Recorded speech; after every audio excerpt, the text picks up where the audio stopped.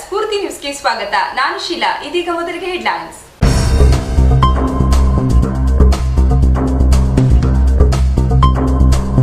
ಮಾಜಿ ಮುಖ್ಯಮಂತ್ರಿ ಬಿಎಸ್ ಯಡಿಯೂರಪ್ಪ ಅವರ ಜನ್ಮದಿನಾಚರಣೆಯ ಪ್ರಯುಕ್ತ ಸಾಗರ ತಾಲೂಕು ಆಸ್ಪತ್ರೆಯ ಬಡ ರೋಗಿಗಳಿಗೆ ಹಣ್ಣು ಹಂಪಲು ವಿತರಿಸಿದ ಬಿಜೆಪಿ ಕಾರ್ಯಕರ್ತರು ಹಾಗೂ ಅವರ ಅಭಿಮಾನಿ ಬಳಗ.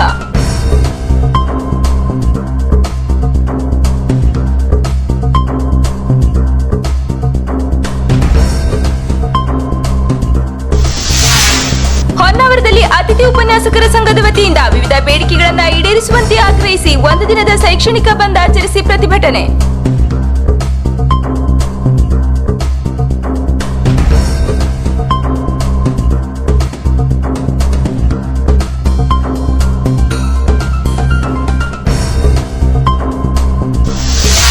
ಪತ್ರಕರ್ತರೊಬ್ಬರ ಪ್ರತಿಕೃತಿ ದಹಿಸಿದ ಎಬಿವಿಪಿ ಹಾಗೂ ಸಂಘ ಪರಿವಾರದವರ ನಡೆಯನ್ನ ಖಂಡಿಸಿ ಸಾಗರ ಪತ್ರಕರ್ತ ಹಾಗೂ ವಿವಿಧ ಸಂಘಟನೆಯಿಂದ ಸಹಾಯಕ ಆಯುಕ್ತರಿಗೆ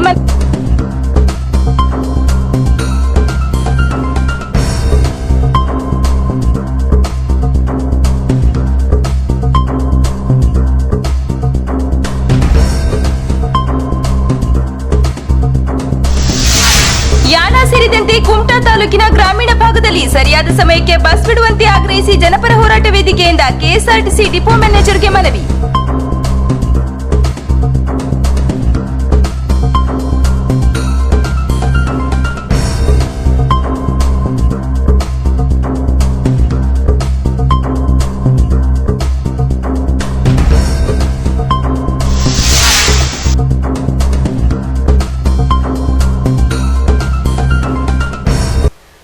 ಮುಖ್ಯಮಂತ್ರಿ ಬಿಎಸ್ ಯಡಿಯೂರಪ್ಪ ಅವರ ಜನ್ಮದಿನಾಚರಣೆಯ ನಿಮಿತ್ತ ಬಿಜೆಪಿ ಪಕ್ಷದ ಕಾರ್ಯಕರ್ತರು ಹಾಗೂ ಅವರ ಅಭಿಮಾನಿ ಬಳಗದವರಿಂದ ಸಾಗರ ತಾಲೂಕಿನ ಸರ್ಕಾರಿ ಆಸ್ಪತ್ರೆಯ ಬಡ ರೋಗಿಗಳಿಗೆ ಹಣ್ಣು ಹಂಪಲು ವಿತರಿಸಲಾಯಿತು.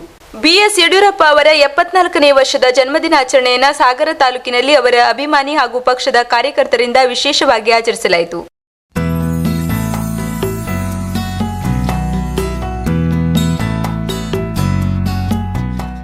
ಈ ಕುರಿತು ಮಾಜಿ ಶಾಸಕ ಗೋಪಾಲ್ ಕೃಷ್ಣ ಬೇಳೂರು ನಮ್ಮ ಮಾಧ್ಯಮದೊಂದಿಗೆ ಮಾತನಾಡಿ, ಎಲ್ಲಾ ವರ್ಗದ ಮನಗೆದ್ದ ಜನಪ್ರಿಯ ನಾಯಕರಾದ ಬಿಎಸ್ ಯಡಿಯೂರಪ್ಪ ಅವರು ತಮ್ಮ 74ನೇ ವರ್ಷದ ಜನ್ಮದಿನಾಚರಣೆಯನ್ನು ಆಚರಿಸಿಕೊಳ್ಳುತ್ತಿದ್ದಾರೆ. ಯಡಿಯೂರಪ್ಪ ಅವರು ತಮ್ಮ ಅಧಿಕಾರಾವಧಿಯಲ್ಲಿ ಹಲವು ಜನಪ್ರಿಯ ಯೋಜನೆಗಳನ್ನು ಜಾರಿಗೆ ತಂದು ರಾಜ್ಯದ ಅಭಿವೃದ್ಧಿಗೆ ಶ್ರಮಿಸಿದ್ದರು. ಜನತೆ ಯಡಿಯೂರಪ್ಪ ಅವರ ನಾಯಕತ್ವವನ್ನು ಬಯಸುತ್ತಿದ್ದಾರೆ. ಹಾಗಾಗಿ ಅವರಿಗೆ ರಾಜ್ಯಾಧ್ಯಕ್ಷರ ಸ್ಥಾನ ನೀಡಬೇಕು ಎಂದರು. ಹಾಗೂ ಶಿವಮೊಗ್ಗ ಜಿಲ್ಲೆಯಲ್ಲಿ ಆಡಳಿತದಲ್ಲಿರುವ ಕಾಂಗ್ರೆಸ್ ಪಕ್ಷ ಹೀನಾಯವಾಗಿ ಸೋಲುನುಂಡಿದೆ. ಬಿಜೆಪಿ ಪರ ಶಿವಮೊಗ್ಗ ಜಿಲ್ಲೆಯ ಮತದಾರರು ತಮ್ಮ ತೀರ್ಪನ್ನ ನೀಡಿದ್ದು ನಾವು ಖಂಡಿತವಾಗಿ ಅಧಿಕಾರ ಹಿಡಿಯಲಿದ್ದೇವೆ ಎಂದರು. ಇಂದು ನಮ್ಮ ರಾಜ್ಯದ ಜನಪ್ರಿಯ ನಾಯಕರಾದಂಥ ಯಡಿಯೂರಪ್ಪನವರ 74ನೇ ಹುಟ್ಟುಹಬ್ಬವನ್ನು ನಾವು ಸಾಗರದಲ್ಲಿ ರೋಗಿಗಳಿಗೆ ಹಣ್ಣು ಹಂಪಲು ಕೊಡುವ ಮತ್ತು ಬ್ರೆಡ್ ಕೊಡುವ ಮೂಲಕ ಒಂದು ಕಾರ್ಯಕ್ರಮವನ್ನು ಆಯೋಜಿಸಿದರು. ಈ ರಾಜ್ಯದಲ್ಲಿ ಕಂಡಂತೆ ಯಡಿಯೂರಪ್ಪನವರಂದರೆ ಎಲ್ಲ ಜಾತಿ ವರ್ಗದವರಿಗೆ ಒಬ್ಬ ನೆಚ್ಚಿನ ನಾಯಕರಾಗಿ ಜನಪ್ರಿಯ ಕಾರ್ಯಕ್ರಮಗಳನ್ನು ಕೊಟ್ಟಂಥದ್ದು ಇವತ್ತು ಜನರಲ್ಲಿ ಇವತ್ತಿದೆ. ನಾನು ಹೇಳೋದಿಷ್ಟೇ, ಬಿಜೆಪಿ ಸರ್ಕಾರ ಇದ್ದಂಥ ಸಂದರ್ಭದಲ್ಲಿ ಈ ರಾಜ್ಯ ಅಭಿವೃದ್ಧಿ ಕಂಡಿದೆ ಅಂತ ಹೇಳಿದ್ರೆ ಬಹುಶಃ ಅದು ಯಡಿಯೂರಪ್ಪನ ಕಾಲದಲ್ಲಿ, ಅದು ಬಿಜೆಪಿಯ ಕಾಲದಲ್ಲಿ. ಈ ಸಂದರ್ಭದಲ್ಲಿ ಚುನಾಯಿತ ಸದಸ್ಯರು, ಬಿಜೆಪಿ ಕಾರ್ಯಕರ್ತರು ಹಾಗೂ ಅವರ ಅಭಿಮಾನ ಬಳಗದವರು ಉಪಸ್ಥಿತರಿದ್ದರು. ಸಾಗರ ತಾಲೂಕಿನ ಐಬಿ ಬಳಿ 2 ಬೈಕ್ಗಳ ನಡುವೆ ಅಪಘಾತ ಸಂಭವಿಸಿದ್ದು, ಕೆಳಬಿದ್ದ ಬೈಕ್ ಸವಾರನ ತಲೆಯ ಮೇಲೆ ಲಾರಿಯೊಂದು ಹರಿದ ಪರಿಣಾಮ ಬೈಕ್ ಸವಾರ ಸ್ಥಳದಲ್ಲಿ ಮೃತಪಟ್ಟಿದ್ದಾನೆ.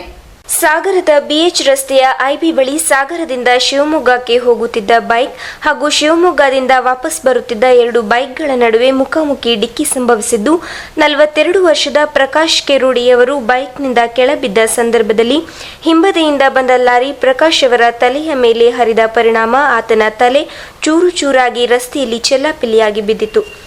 ಇನ್ನಿಬ್ಬರಿಗೆ ಸಾಗರದ ಆಸ್ಪತ್ರೆಯಲ್ಲಿ ಚಿಕಿತ್ಸೆ ನೀಡಲಾಗುತ್ತಿದೆ. ಪ್ರತಿಭಟನೆಯೊಂದರಲ್ಲಿ ಎಬಿವಿಪಿ ಹಾಗೂ ಪರಿವಾರ ಸಂಘದವರು ಪತ್ರಕರ್ತರೊಬ್ಬರ ಪ್ರತಿಕೃತಿ ದಹಿಸಿರುವುದನ್ನು ವಿರೋಧಿಸಿ ಸಾಗರ ತಾಲೂಕಿನ ಪತ್ರಕರ್ತ ಸಂಘ ಹಾಗೂ ವಿವಿಧ ಸಂಘಟನೆಯಿಂದ ಸಹಾಯಕ ಆಯುಕ್ತರಿಗೆ ಮನವಿ ಸಲ್ಲಿಸಲಾಯಿತು.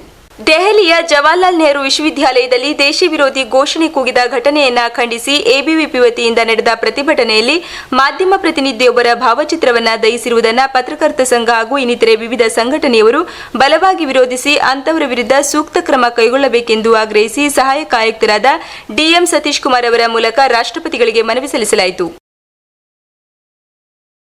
ಏನ್ ಮಾಡ್ತಾ ಇದ್ದಾರೆ, ಇಲ್ಲಿ ಸುಮ್ಮನೆ ಹೇಳೋಣ, ಆ ಕಡೆಯಿಂದ ಬರೋದು ಬೇಡ, ಈ ಕಡೆಯಿಂದ ಹೋಗೋಣ ಅಂತಂದರೆ ಅತ್ಯಾಚಾರಿಗಳ ವಿರುದ್ಧ, ಆಮೇಲೆ ಆ್ಯಸಿಡ್ ಹಾಕುವವರ ವಿರುದ್ಧ, ಅವ್ರ ಬಗ್ಗೆ ದೇಶ ಪ್ರೇಮ ಏನು ಯಾವ ಪ್ರೇಮ ಇದೆಯೋ ಅವರಿಗೆ ಗೊತ್ತಾಗ್ತಾ ಇಲ್ಲ.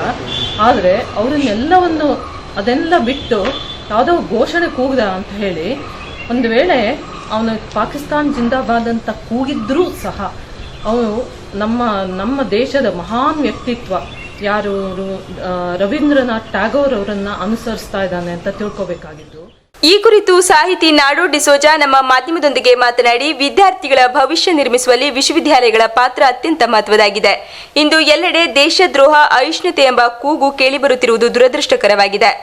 ದೇಶ ವಿರೋಧಿಗಳ ಪರ ಘೋಷಣೆ ಮಾಡಿ ಅವರನ್ನ ಹುತಾತ್ಮರೆಂದು ಘೋಷಿಸುತ್ತಿರುವುದು ಖಂಡನೀಯ. ಸಮಾಜದ ಜನರಿಗೆ ಸರಿತಪ್ಪಿನ ಮಾಹಿತಿ ನೀಡಿ ಸಮಾಜದ ಏಳಿಗೆಗಾಗಿ ನಮ್ಮ ಮಾಧ್ಯಮಗಳು ಪ್ರಯತ್ನಿಸುತ್ತಿವೆ. ಇಂತಹ ಮಾಧ್ಯಮ ಮಿತ್ರರ ಪ್ರತಿಕೃತಿ ದಹಿಸಿರುವುದನ್ನು ನಾವು ಬಲವಾಗಿ ಖಂಡಿಸುತ್ತೇವೆ ಎಂದರು. ನಮ್ಮ ವಿಶ್ವವಿದ್ಯಾಲಯಗಳು ಏನು ಪಾತ್ರವನ್ನು ವಹಿಸಿದೆ ಅನ್ನೋದ್ರ ಬಗ್ಗೆ ಸಾಕಷ್ಟು ಭಿನ್ನಾಭಿಪ್ರಾಯ ಇದೆ. ದೇಶೀಯ ವಿದ್ಯಾಶಾಲೆಗಳು ಇಲ್ಲಿ ತೆರೆದದ್ದು ನಿಜ ಆದರೂ ಕೂಡ ಅವುಗಳ ಪಾತ್ರ ಬಹಳ ದೊಡ್ಡ ಪ್ರಮಾಣದಲ್ಲಿ ಇರಲಿಲ್ಲ. ಆದರೆ ಸ್ವಾತಂತ್ರ್ಯ ನಂತರ ಈಗ ನಮ್ಮ ವಿಶ್ವವಿದ್ಯಾಲಯಗಳು ನಮ್ಮ ದೇಶದ ಭ್ರಷ್ಟ ರಾಜಕಾರಣವನ್ನು ತೊಲಗಿಸಲಿಕ್ಕೋಸ್ಕರ ಮಾಡ್ತಾ ಇರುವಂಥ ಒಂದು ಪ್ರಯತ್ನ ಏನಿದೆ, ಆ ಪ್ರಯತ್ನದ ಬಗ್ಗೆ ನಾವೆಲ್ಲ ತೃಪ್ತಿಯನ್ನು ವ್ಯಕ್ತಪಡಿಸಬೇಕಾಗಿದೆ. ಈ ಸಂದರ್ಭದಲ್ಲಿ S Malathi, H B Raghavendra, William, G Nagesh, Hithakara Jain ಸೇರಿದಂತೆ ಹಲವು ಪತ್ರಿಕಾ ಮಿತ್ರರು ಉಪಸ್ಥಿತರಿದ್ದರು.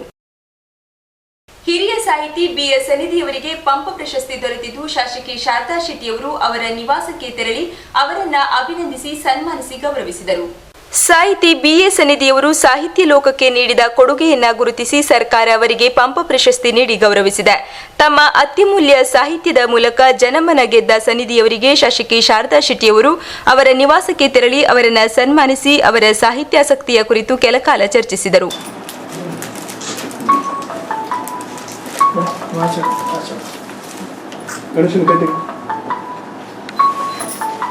ಈ ಕುರಿತು ಶಾಸಕಿ ಶಾರದಾ ಶೆಟ್ಟಿ ನಮ್ಮ ಮಾಧ್ಯಮದೊಂದಿಗೆ ಮಾತನಾಡಿ, ಬಿಎ ಸನ್ನಿಧಿಯವರಿಗೆ ಪಂಪ ಪ್ರಶಸ್ತಿ ದೊರೆತಿರುವುದು ಅತ್ಯಂತ ಖುಷಿ ತಂದಿದೆ. ಇಳಿ ವಯಸ್ಸಿನಲ್ಲೂ ಅವರ ಸಾಹಿತ್ಯಾಸಕ್ತಿ ಒಂದಿಷ್ಟು ಕುಂದಿಲ್ಲ. ನಮ್ಮ ಉತ್ತರ ಕನ್ನಡ ಜಿಲ್ಲೆಯು ಸಾಹಿತಿಗಳ ತವರೂರು ಎನ್ನಲಾಗುತ್ತಿದೆ. ಆ ದಿಸೆಯಲ್ಲಿ ಸನ್ನಿಧಿಯವರು ನಮ್ಮ ಯುವ ಜನತೆಗೆ ಸೂಕ್ತ ಮಾರ್ಗದರ್ಶನ ನೀಡಿ ಅವರಲ್ಲಿ ಸಾಹಿತ್ಯಾಸಕ್ತಿಯನ್ನ ಬೆಳೆಸಬೇಕಿದೆ. ನಮ್ಮ ಕನ್ನಡ ಸಾಹಿತ್ಯಕ್ಕೆ ಅವರಿಂದ ಇನ್ನೂ ಹಲವಾರು ಕವನ ಕೃತಿಗಳು ಸಮರ್ಪಣೆಯಾಗಲಿ. ಅವರಿಗೆ ಆ ದೇವರು ಆಯುಷ್ಯ ಆರೋಗ್ಯ ಕೊಟ್ಟು ಕಾಪಾಡಲಿ ಎಂದು ಶುಭ ಹಾರೈಸಿದರು. ಇವತ್ತು ತುಂಬಾ ಖುಷಿಯಾಗ್ತದೆ. ಯಾಕೆಂದ್ರೆ ಹಲವಾರು ನಾವು ಕಾರ್ಯಕ್ರಮದಲ್ಲಿ ವೇದಿಕೆಯಲ್ಲಿ ನಾವು ಸನ್ಮಾನವನ್ನು ಮಾಡ್ತಾರೆ. ಆದ್ರೆ ಇವತ್ತು ನಮ್ಮ BS ಸನ್ನದಿ ಸರ್ ಅವರಿಗೆ ಆದರೆ ವೈಯಕ್ತಿಕವಾಗಿ ನಾನು ಇವತ್ತೊಂದು ಸನ್ಮಾನ ಮಾಡಿದೆ. ಯಾಕೆಂದರೆ ನಮ್ಮ ಸನ್ನದಿ ಸರಿಗೆ ಪಂಪ ಪ್ರಶಸ್ತಿ ಸಿಕ್ಕಿದೆ. ಮುಖ್ಯವಾಗಿ ಯಾರಿಗೆ ಯಾವ ಕವಿಗಳಿಗೆ ಏನು ಸಿಗಬೇಕೋ ಅದಕ್ಕೆ ಪ್ರಾಶಸ್ತ್ಯವಾಗಿ ನಮ್ಮ ಸರ್ಕಾರ ಇವತ್ತು ಸನ್ನದಿ ಸರಿಗೆ ಪಂಪ ಪ್ರಶಸ್ತಿ ಕೊಟ್ಟಿದೆ.